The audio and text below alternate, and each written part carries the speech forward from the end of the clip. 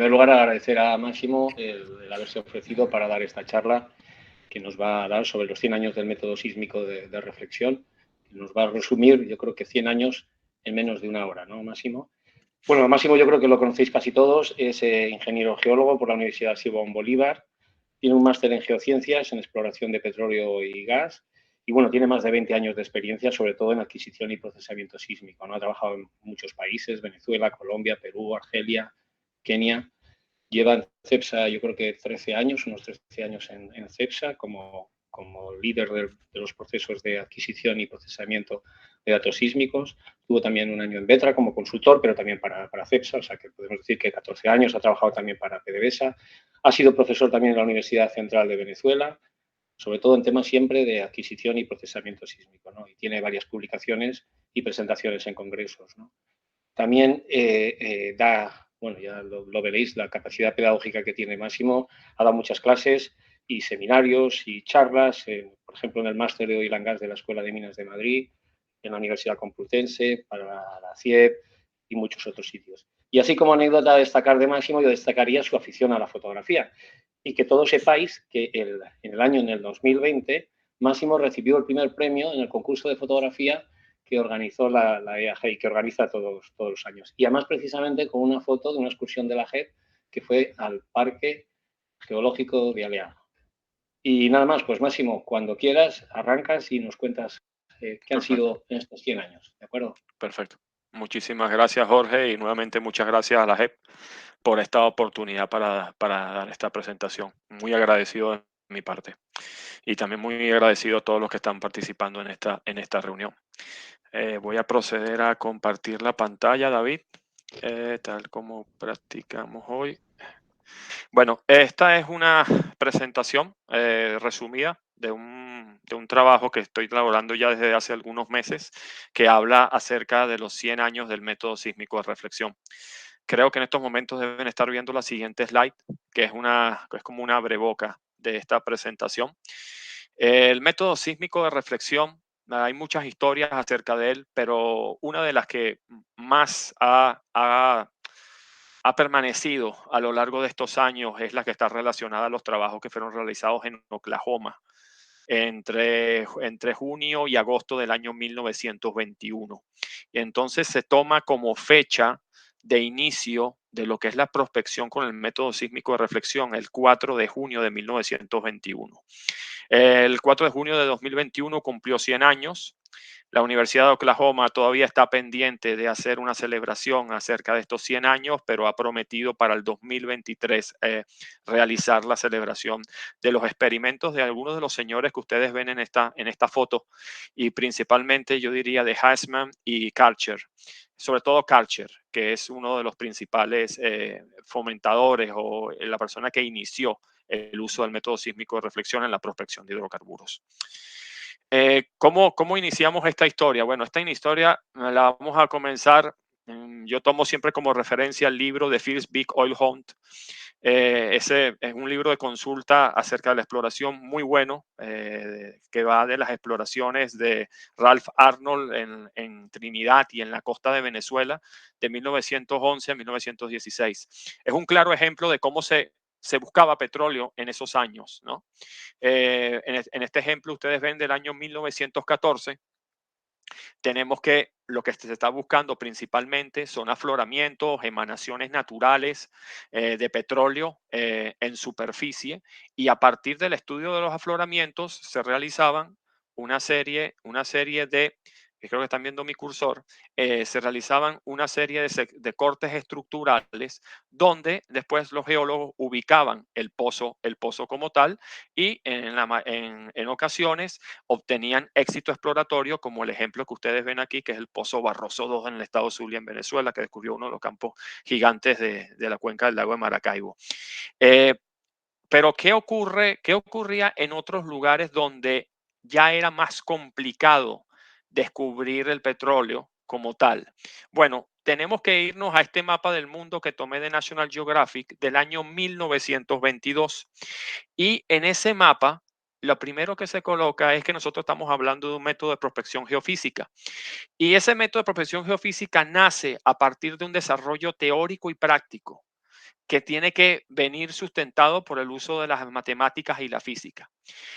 Y nos tenemos que remontar y tenemos que irnos principalmente a Alemania, que es en esa foto que ustedes ven en la parte superior, y creo que pueden estar viendo en estos momentos el círculo que lo resalta. Y en esa parte tenemos que el mayor desarrollo en esa parte de la física se encontraba en Alemania y por supuesto estaba muy extendido en el este de Europa. Ahí vamos a ver a la figura que ustedes ven en esta parte, es al barón de Laurent Edwards. Muchos lo conocerán porque fue el creador de la balanza de torsión. La balanza de torsión fue uno de los primeros instrumentos que se utilizó en campo para la prospección de minerales y también de petróleo como tal. Ya en ese año de 1922 se tenían los trabajos de Edwards relacionados con la gravimetría y se estaban utilizando más los métodos gravimétricos y magnéticos para trabajar en el estudio de las diferentes cuencas como tal. Pero en esta parte de la historia tenemos que cruzar el Atlántico y nos vamos a ubicar específicamente en Texas y Oklahoma, más que todo en Oklahoma, por la fuerte actividad petrolera que tenían en esos tiempos. Y fue el lugar perfecto para que se iniciara todo lo relacionado a los métodos de prospección aplicado al petróleo, ya que recuerden que también en esa época se tenía a un señor que estaba en Nueva York que era Tomás Alva Edison.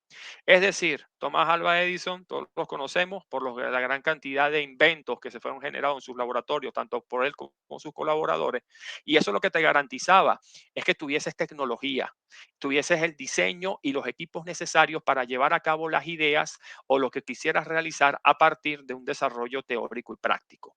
Ustedes van a ver que dos de los principales protagonistas de esta historia pasaron por los laboratorios de Tomás Alva Edison. Y segundo, lo más importante, en este caso también, es el financiamiento. La fuerte actividad petrolera en la zona favorecía el financiamiento de este tipo de estudios como tal, que son importantes para llevar a cabo todas estas actividades. Esta historia tiene muchos protagonistas, todos tienen una serie de vasos comunicantes entre ellos y el primero es Reginald Fessenden. Si ustedes escuchan a los canadienses, para los canadienses el precursor o el padre del método sísmico de reflexión aplicado a la actividad petrolera es Fessenden como tal.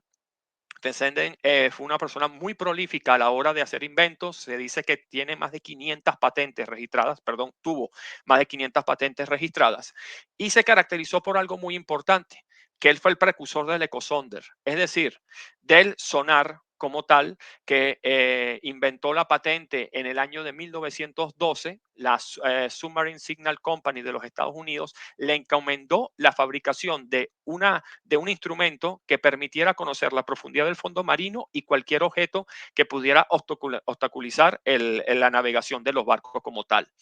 Para resumirlo, Fessenden obtuvo un éxito muy fuerte, logró crear lo que es el sonar como tal. Ustedes ven aquí cómo funcionaba el aparato. Y lo más importante de aquí es la fuente que él estaba utilizando. Utilizaba ya un oscilador para la generación de las ondas. Esas ondas se propagaban en el mar, se reflejaban en el fondo marino y retornaban a lo que ella estaba utilizando aquí, que era un hidrófono. Pasaba la señal a un amplificador y después el fatómetro te permitía sacar unas medidas para determinar el fondo marino. Pero hay algo muy importante, que Fessenden, a partir de estos estudios, también anteriormente patentó unos instrumentos y una tecnología que la llamó método y aparatos para la localización de cuerpos minerales como tal. Grábense esta parte porque va a ser muy importante para el desarrollo de la historia. Y abajo podemos ver la placa conmemorativa para Reginald Fessenden que está en Quebec, en Canadá. Otro de los personas que están, de los integrantes de esta historia, no podía faltar más, varios amigos alemanes me dijeron que lo tenía que colocar, no lo podía dejar afuera, es Ludger Mintrop. Mintrop era un ingeniero de minas, también geofísico alemán, que él desarrolló lo que conocemos hoy día como el método sísmico de refracción. Fue la persona que lo desarrolló como tal. Hoy día en Alemania, lo dejo como detalle, se puede ir a visitar en Göttingen, lo que es el lugar donde Mintrop y otra serie de científicos desarrollaron los primeros experimentos para generar los instrumentos para registrar las ondas. Está la famosa bola de Mintrop, que es un peso que cae desde una cierta altura y con el cual Mintrop generaba las ondas que luego registraba a través de sus equipos. En la parte central estamos viendo el equipo que puso Mintrop en campo o generó Mintrop en campo, construyó Mintrop para registrar las ondas asociadas a las refracciones. Este es el sismógrafo como tal y aquí ustedes pueden ver el geófono. El geófono tenía una altura de 73 centímetros y pesaba 7,2 kilos. Lo importante de estos trabajos de Mintrop es que él lo aplicó con éxito en Alemania, construyó el sismógrafo y fue a los Estados Unidos con su compañía Seismos y obtuvo éxito exploratorio en la búsqueda de domos de sal. Funcionó muy bien y por una larga cantidad de años Seismos logró obtener grandes éxitos exploratorios, sobre todo en la costa del Golfo de México. Y una cosa importante es que con el futuro Seismos va a seguir trabajando a nivel mundial y la verdad es que es una de las compañías de referencia en lo que son los métodos de prospección aplicando la sísmica como tal. Después la conocerán más adelante como Praclas Seismos. Esta es la parte inicial. Ahora vamos a ver todos los vasos comunicantes que llevan a los trabajos de J.C. Karcher, que fueron de 1917 a 1930.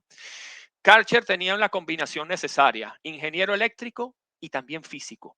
Y además de todo, después PhD en física por la Universidad de Pensilvania. Es el inventor del sismógrafo de reflexión y fue el fomentador de lo que fue el método sísmico de reflexión para la prospección de hidrocarburos. Pero Karcher necesitaba a alguien en su trabajo y es este señor que ustedes ven aquí, que también es muy importante en esta historia, Everett Lee de Goyler, que es petrolero y geofísico, filántropo también, es considerado el padre de la geofísica americana y fue el soporte, el que planificó y financió los trabajos de Karcher, como también los trabajos de otros geofísicos. De Goyler se le debe la llegada a los Estados Unidos de los métodos gravimétricos y más que todo de la balanza de torsión como tal, empleada en la prospección de hidrocarburos. Juntos van a formar una serie de compañías que ya vamos a ver más adelante. ¿Cómo llegó Karcher a sus trabajos o a su idea acerca del método sísmico de reflexión? Hay que irse a la Primera Guerra Mundial. Durante la Primera Guerra Mundial, tanto lo que lo que era el ejército imperial alemán como la parte británica, francesa, fueron desarrollando unos procesos en campos para determinar la localización de la artillería enemiga para poderla neutralizar durante las batallas o durante también los ataques. Entonces los alemanes, sobre todo, generaron un sistema muy efectivo que era el SR, que trabajaban aquí ven una muestra de él, tenía 2 micrófonos aquí para detectar el sonido que emanaban la artillería enemiga y poder detectar mediante una serie de ecuaciones y otros métodos dónde estaba el enemigo. ¿Cómo entra en este cuento Karcher? Bueno, porque Karcher trabajaba para el buró perdón, el Bureau of Standards de los Estados Unidos y fue enviado en el año de 1917. Él estuvo en Francia y estuvo aprendiendo el método que aplicaban los franceses, que fue uno de los más efectivos para ubicar la artillería enemiga. Pero Karcher llegó a una conclusión, para resumir esta historia, de que quizás no era mejor, en vez de las ondas de sonido, él prefería intentar generar un método, un equipo que pudiera recibir las ondas sísmicas que se propagaban en el subsuelo para detectar la artillería enemiga en el frente de batalla. Finaliza la guerra, pero Karcher se va con esta idea. Y con esta idea se va a los Estados Unidos, a Oklahoma, y se junta con este grupo que ustedes ven aquí, con el doctor Edwin Perrin, que es el jefe de departamento de geología, el doctor William Hasselman, del departamento de física, el doctor W. Orhem, profesor de geología, y también con William Sekit, que podríamos decir que era el becario en estos momentos pues, de todos estos trabajos, para desarrollar su idea de aplicar el método de reflexión sísmica para la prospección de hidrocarburos y localizar estructuras en el subsuelo. Karcher realiza 3 experimentos que están anotados en sus libros, están todos anotados en sus libros de campo. que aún preserva la Sociedad de Exploración Geofísica de los Estados Unidos. La fecha del 4 de junio de 1921 es porque Karcher en Bell Island Boulevard, lo que se conoce ahorita como esto, antes era una hacienda como tal, realizó las primeras pruebas con el equipo de grabación y obtuvo éxito en registrar los equipos, pero no realizó verificación en superficie acerca de lo que había detectado el equipo. A partir de este resultado, se va y prepara mejor los equipos y en julio-agosto de 1921 realiza la grabación de eventos sísmicos y mide con éxito la velocidad de unas formaciones que vamos a ver a continuación.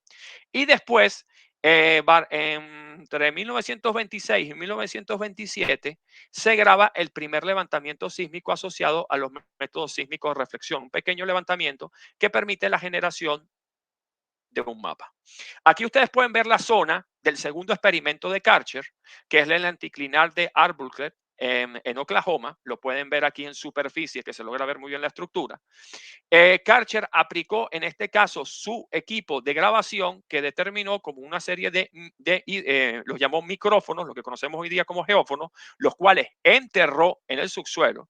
Utilizó como fuente dinamita, la cual enterró a unas profundidades, no está muy claro en su libro de anotaciones, pero parece que se encuentran entre los 2 y 3 metros como tal. Y utilizó unos oscilógrafos y también su sismógrafo para recibir la señal, grabarla y grabar en papel las ondas como tal.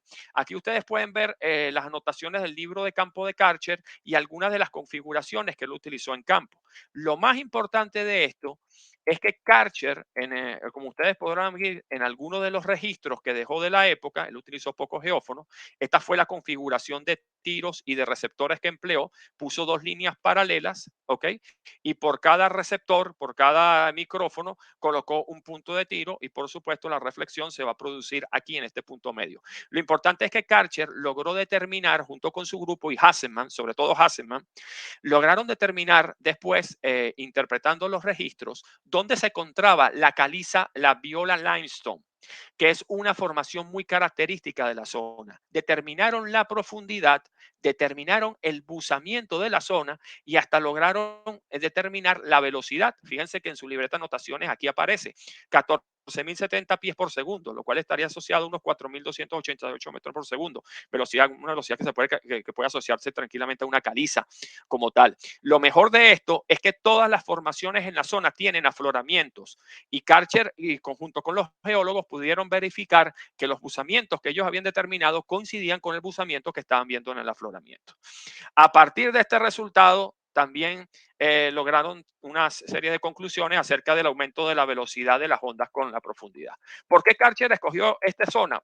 Quizás tenía alguna información o conocía algo, pero cuando vemos un registro sónico y vemos el sismograma sintético, esto creo que fue adquirido en los 80 o los 90, en la zona, logramos ver que era el lugar adecuado, porque si se fijan bien, vean el registro sónico, hay un cambio de velocidad muy fuerte asociado a la viola limestone y fíjense en la impedancia que tiene ella como tal. Es decir, era un marcador perfecto para el experimento de Karcher y no es que no podía fallar, pero es que tenía que detectar como tal a este evento en la zona. Y aquí es uno de los monumentos que se han construido en la zona cuando se va a visitar, donde se hace mención a los experimentos de Karcher y de Hasselmann.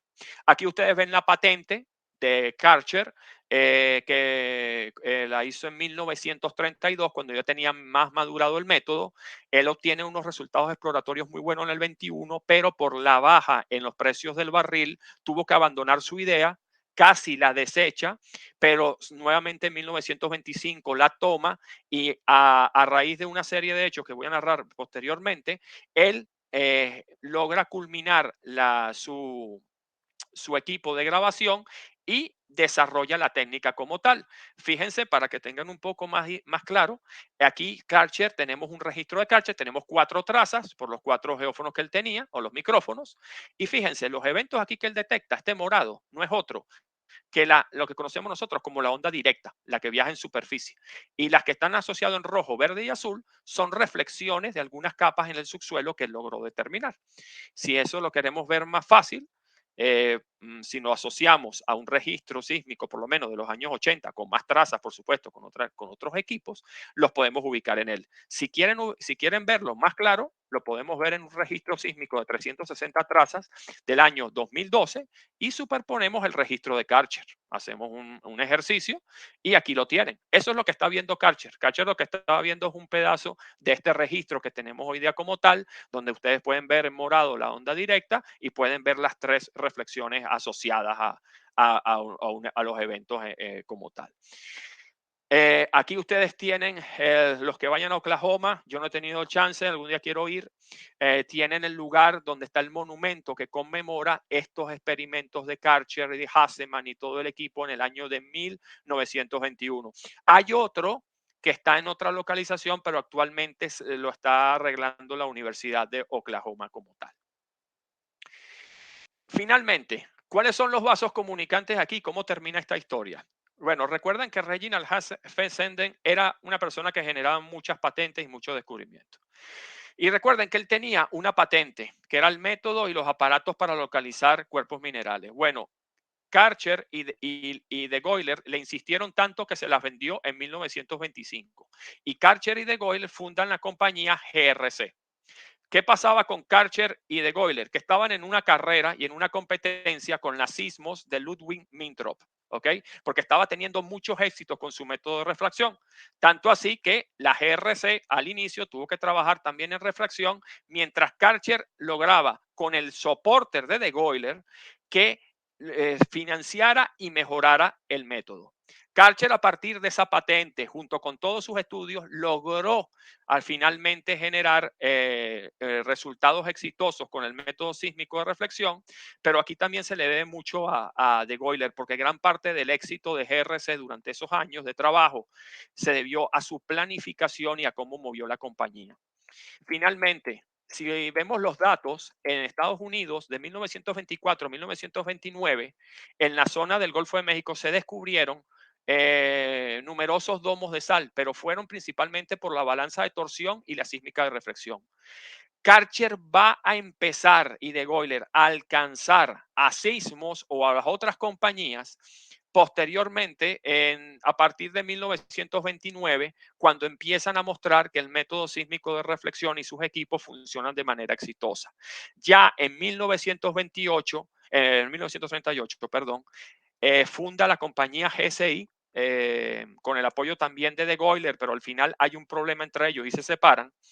En 1938, la GSI tenía tanto éxito exploratorio que tenía 34 equipos de adquisición trabajando en los Estados Unidos, en el Medio Oriente y en Sudamérica.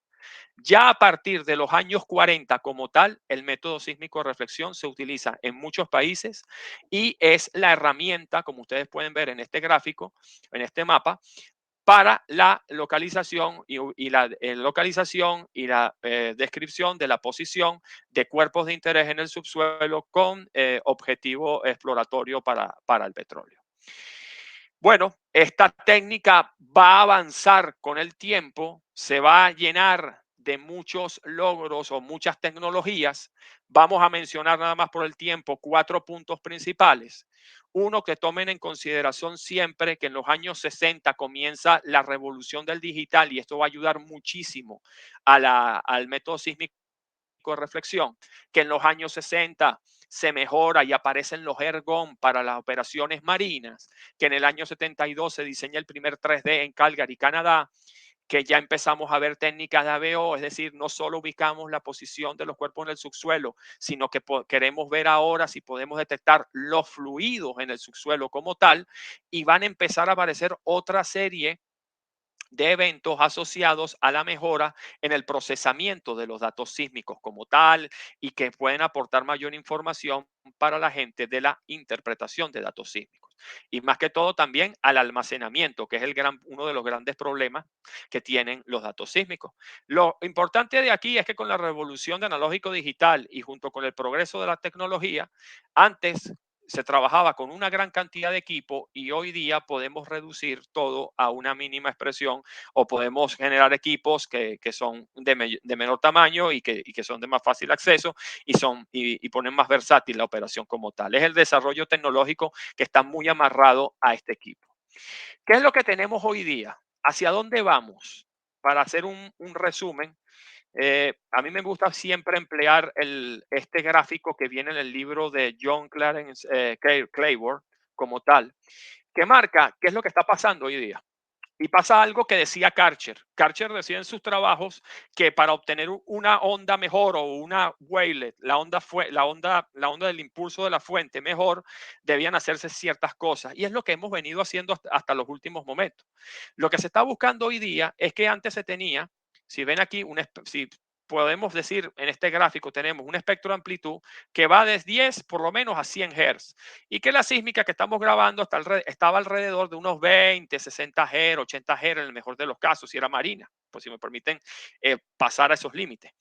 Pero con el tiempo, lo que se ha venido a hacer y de los desarrollos en los últimos 15 años es lograr llenar estos huecos en las bajas frecuencias, entre 2 y 10 Hz, y llenar estos huecos que van quizás hasta los 2 a 150 Hz. Antes grabábamos 1080, ahora queremos intentar grabar marino y quizás si se pueda terrestre de 2 a 150 Hz para tener una mejor resolución en la sísmica y poder trabajar mejor lo que es la impedancia acústica y el ABO.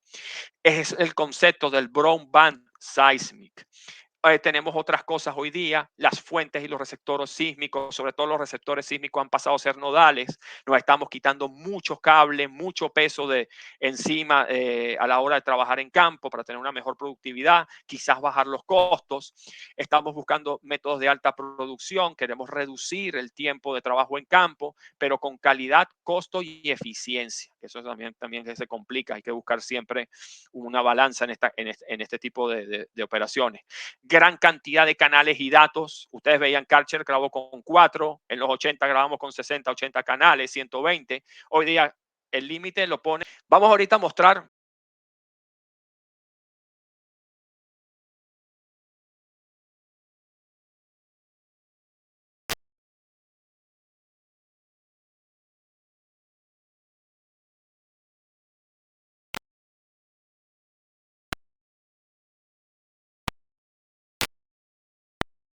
un breve tu presupuesto sísmico de reflexión. Vamos a poner algunos ejemplos. Ustedes en esta gráfica están viendo cómo cambió lo que eran las unidades de registro en su época. Esta es la del año 32. Fíjense ahora lo que conocemos nosotros como Casa Blanca, que son unas unidades en las cuales han ido evolucionando con el tiempo y se han transformado en lugares con mayor tecnología y que hoy día quizás este camión desaparecerá y lo que tendremos son los campamentos donde se registra, perdón, el lugar donde se registra lo podremos ubicar en un campamento volante, en un campamento base. ¿Cómo ha mejorado la tecnología de procesamiento? Esta es una TIAC, la famosa TIAC del Centro Procesado en Canadá del año 64.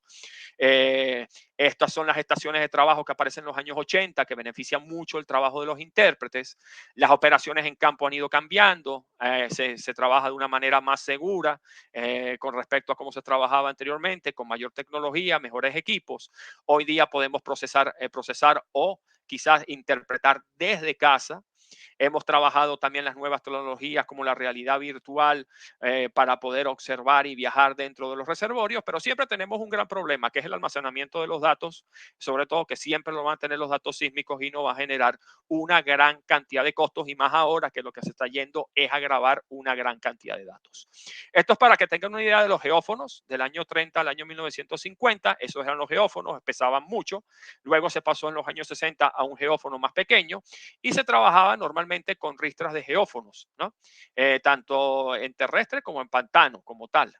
Pero con el tiempo hemos cambiado y yo creo que esta es la foto que lo resume todo. Ese que ven ustedes allá con muchos cables, una caja y con un peso de 320 kilogramos, eran los equipos que utilizamos hasta el año 2000, 2001. Bueno, se siguen utilizando hasta ahora. Pero la tendencia ahora es trabajar con estos equipos Todos estos los equipos que están aquí resumen prácticamente lo que ustedes tienen de este lado. Es un peso de cada uno, del peso total de todos ellos aquí es de 21 kilos. Estamos comparando 32 canales del sistema Cercel 428 contra el sistema nodal TremorNet. Esto es para que tengan una idea hacia dónde vamos. Desaparecen los cables y todo se centra en un solo equipo. Y han salido muchísimos y tenemos varias compañías a nivel mundial que están produciendo muchos de ellos. Todos ellos lo que tienen es una batería incorporada, un GPS incorporado y además de eso almacenan la información en estas unidades. ¿Cuál es el principal problema de ellos? Que no permiten hacer un QC en tiempo real. Pero puedes ir a estas unidades y hasta con un móvil puedes hacer un escaneo de la situación o cómo están trabajando sus componentes en esos momentos. Puedes ir con una tablet y descargar parte de la información para ver cómo está la calidad del dato. Son fácilmente recargables y tienen algo muy importante que se está moviendo mucho hoy en día, que es el uso de los drones. El dron, si tiene una buena capacidad, puede llegar a la localización del receptor y descargar información de él o puedes utilizarlo para hacer un chequeo de la línea como tal. Este es otro ejemplo de las operaciones marinas. Este es como un desarrollo desde los años 55, pasando por la década de los 90 y luego llegando a la operación marina que tenemos actualmente. Se han cambiado mucho lo que es los arreglos de ergon, son más eficientes hoy en día. Estamos trabajando con una serie de streamers que ahora no solo tienen hidrófonos, sino que incluyen geófonos como tal. Y bueno, hemos cambiado con respecto a los años 50, que como recordarán se utilizaba un explosivo sísmico, pero no era como muchas personas a veces dicen que se lanzaba al agua. Esto tenía un proceso que era a través de unas tuberías y si lo permitía también se podía perforar para colocar la carga en el fondo marino. Hay un desarrollo muy fuerte también en la capacidad de los barcos. Tenemos unos barcos que son más versátiles, con mayores comodidades. Fíjense aquí que es el máximo número de streamers que se tenían por año desde el año 93 al 2013. Lo máximo que tenemos hoy en día son 24. 24 es lo que pueden llevar los barcos. Esto ayuda mucho a reducir los tiempos de operación con ellos. Y esta es una de las cosas nuevas que hay en la sísmica marina, que en vez de usar ergon se está intentando usar como una especie de vibrador. ¿Recuerdan Fessenden que tenía un oscilador? Bueno, por ahí van las cosas. No es una idea nueva. Es una idea que ya tiene un tiempo, en los años 60 también se intentó como tal, pero la están intentando recuperar y se están haciendo trabajos al respecto. También tenemos otra cosa que aplica tanto a la sísmica marina como terrestre, que es trabajar con un sistema que te permite desde la oficina tener la mayor cantidad de información acerca de todas las operaciones en campo, con el uso de la nube, hacer un sistema más integrado con los clientes, con la contratista. Todo esto está en boga en estos momentos en lo que corresponde a la parte del trabajo en campo. Y bueno, les dejo un ejemplo del año 1967 que me llama mucho la atención. Fíjense, Fish Stay Safe. También en esa época que se utilizaban los explosivos, ellos tenían unos equipos como se vienen utilizando hoy en día para ahuyentar a lo que era todo lo que es la fauna marina a la hora de las exploraciones. Esto es un detalle muy importante que, bueno, lo tengo más desarrollado en otra presentación. En la evolución del procesamiento de los datos sísmicos, aquí tienen ustedes los años 1942, años 69, 67, las máquinas de IBM que utilizaba la Western Geophysical. Con estas máquinas que se hacía el procesamiento de los datos sísmicos. En el año 64, el centro procesado de la Texas Instrument como tal, con sus capacidades limitadas, pero que hacían su trabajo con una sísmica de baja cobertura, pero de buena calidad. Aquí tenemos el QC del procesamiento que se hacía en papel como tal. Muchos de los datos se calculaban. Este es el diseño de una normal move out chart. Esta es una gráfica que está realizando esta señorita y con ella se trabaja para hacer la corrección de normal move out. Y aquí tienen algo muy importante, que este es un dato de la Western Geophysical, que es Margaret Hale. Margaret Hale fue la primera mujer calculista a trabajar en procesamiento sísmico. En los Estados Unidos y en otros países durante del 40 al 60, existía el trabajo del calculista. ¿El calculista qué era? El calculista era una persona con muy buenos conocimientos de matemática que se encargaba de realizar los cálculos y entregarlos al ingeniero como tal. Eran unos trabajos muy precisos. Recuérdense que aquí había que sacar las correcciones estáticas también a mano y aplicarlas a cada traza, y por eso necesitabas un calculista como tal. Era un trabajo muy importante, como también el del Normal Move Chart.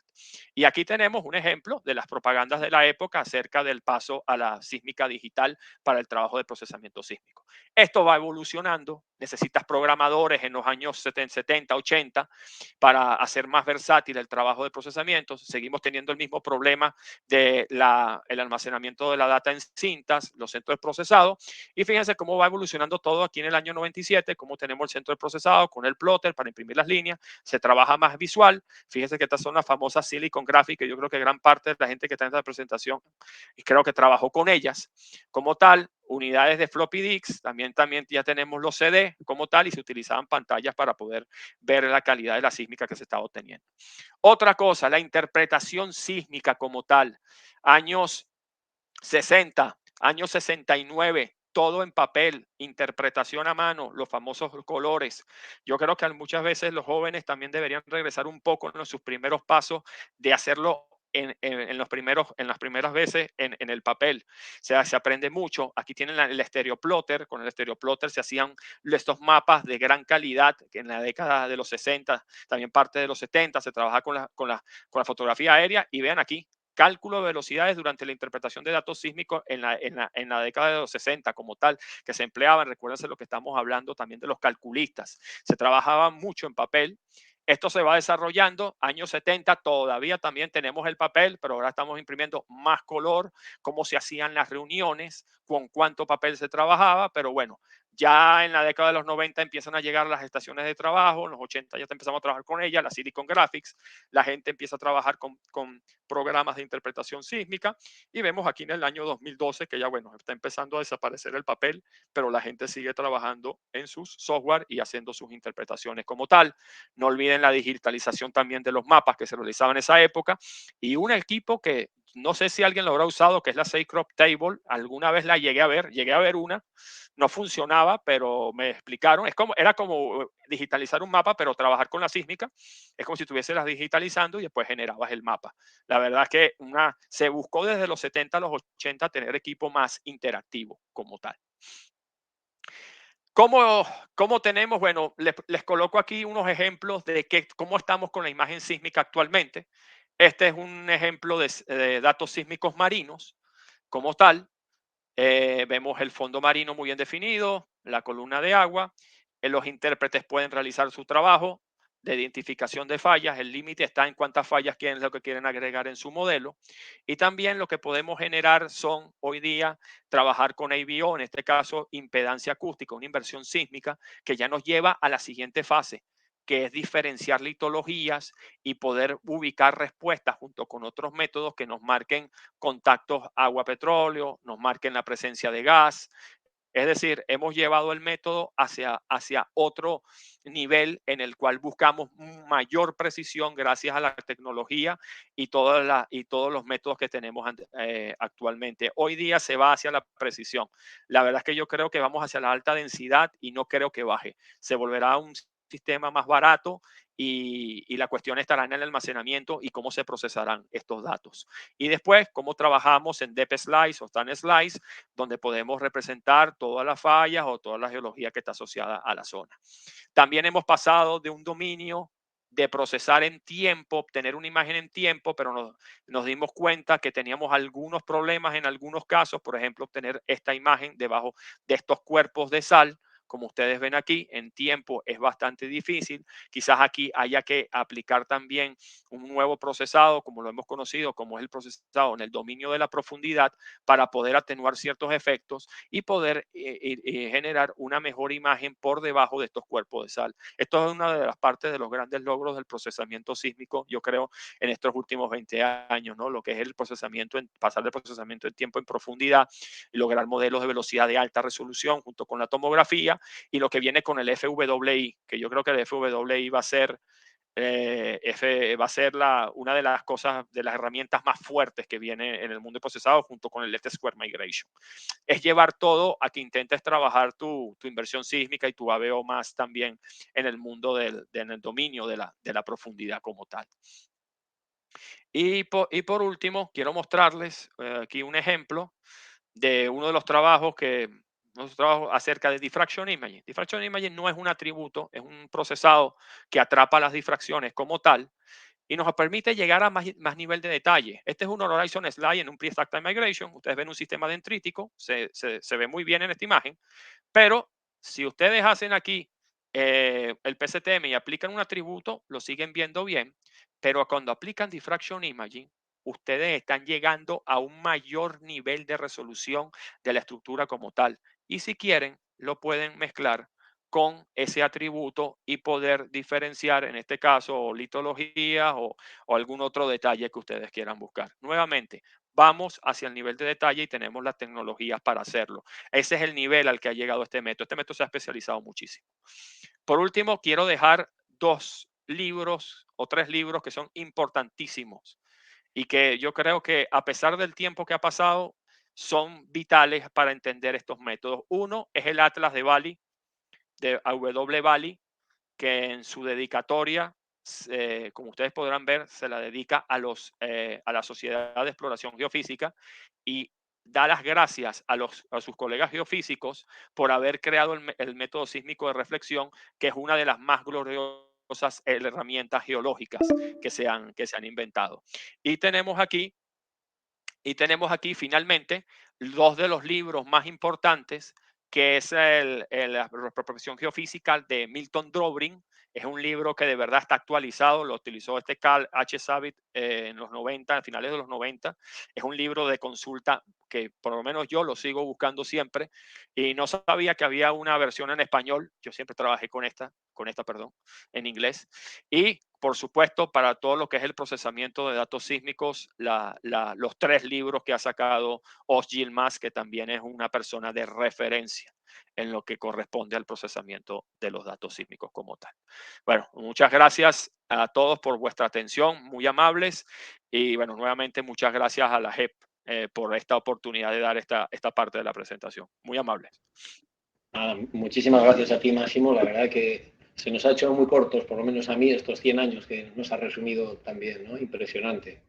Muy bien. Yo no sé si habrá alguna pregunta. Por cierto, David, ha aparecido un cartel, ¿no? Que decía que se termina 10 minutos. Vale, vale. Bueno, pues no sé, yo si queréis hacer alguna pregunta, algún comentario, alguno de los que haya trabajado en papel, quiere decir algo sobre aquella época. Sí, primero felicitar a Máximo porque la presentación me parece que ha sido excelente.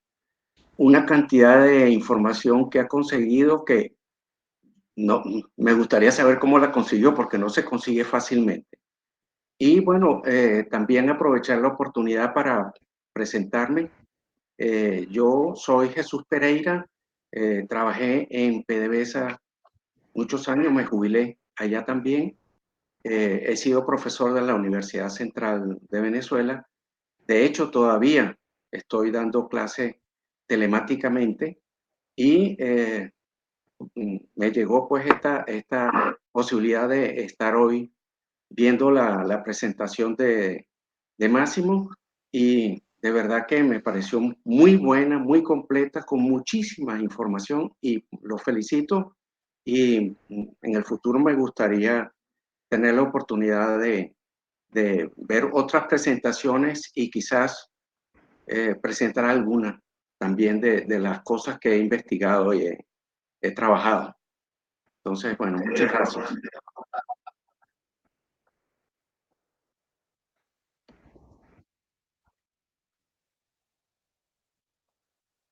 Sí.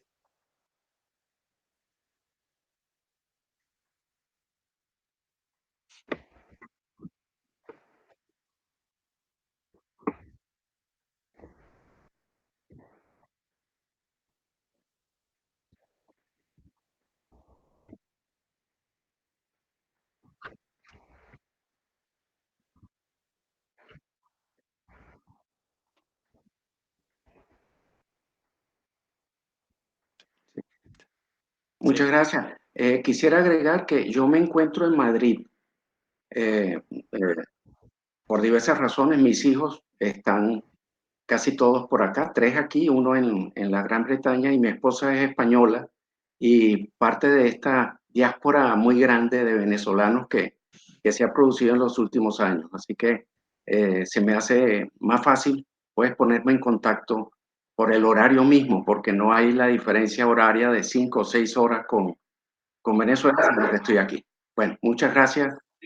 Ah, sí. Muy bien. Y si no, quizás no sé cómo enviarlo, pero a través de Máximo él lo tiene y Sí. también Vale. él pudiera hacérselo llegar. Yo lo envío. Perfecto, sí. Muchas gracias, Jesús. La información, la verdad, es complicada. Me ha costado mucho. He tenido que contactar gente en los Estados Unidos para que me llegue porque es que hay que verificar muchas cosas. Hay muchos detalles que unos dicen unas cosas, otros dicen otras. Se contradicen mucho también las versiones de Culture junto con lo de los otros. Pero se consiguen mucho.